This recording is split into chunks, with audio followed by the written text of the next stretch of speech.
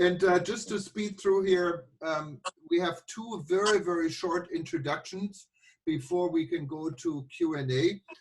One is from Ibrahim Ayoub. Ibrahim is the man behind the Tourism Investment Conference on the sideline of the World Travel Market in London. He's joining us from his native Mauritius. Welcome, Ibrahim. If you can just maybe restrict it to 2, 3, maximum 4 minutes, please. Thank you. Thank you so much, Jürgen.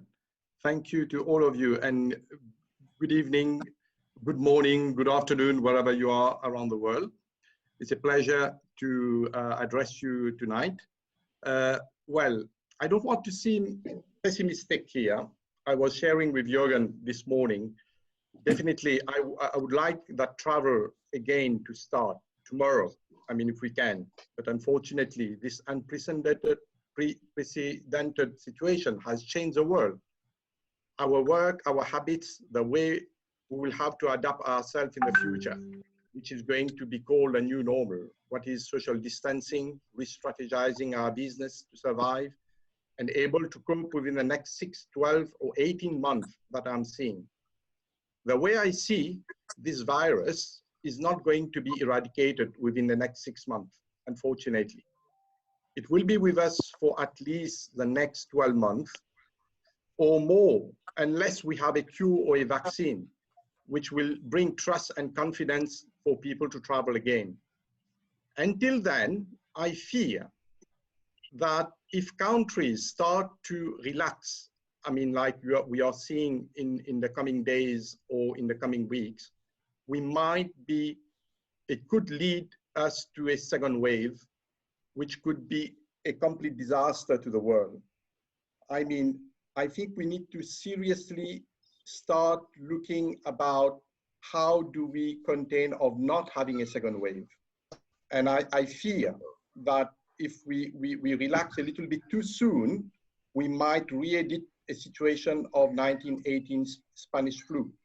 So that is one of the biggest fear. So then it is going to be a disaster, and we will not be able to revive the tourism industry soon. What I think it could be a solution is to take more time to contain the spread of the virus, because like now, you would see like Germany and South Korea are already started to announce about some kind of a second wave, right? And they're thinking about locking down again. So basically, I think we need to have a little bit more time to contain that virus. Of course, it's going to be disaster for our economy. It's already disaster. Some countries are not able to contain it. I want to give in 1 or 2 minutes to give the example of Mauritius, my native country. I think Mauritius is one of the first African countries that has been able to contain and recover from the virus. We are, I think, 16 days without any new cases in Mauritius. I think this could be one of the examples that could be given to the world and containing and locking down, because Mauritius we are under a curfew up to the 1st of June, which a very draconian type of measures that have been put in place by the government. And I think they did a very good job by doing that. And they are putting a COVID bill. I don't know how many countries are coming up with a COVID bill with very strict measures of the relaxed in progress between 10, 20, 30% of staff getting back to work. I mean, in a very controlled manner. So basically, I think this is, and Mauritius is not thinking of opening its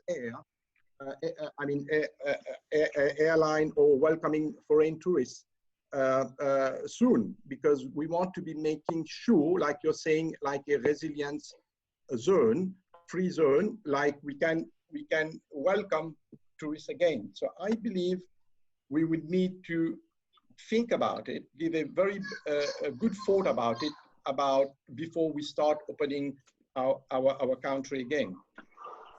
Thank you very much for your input.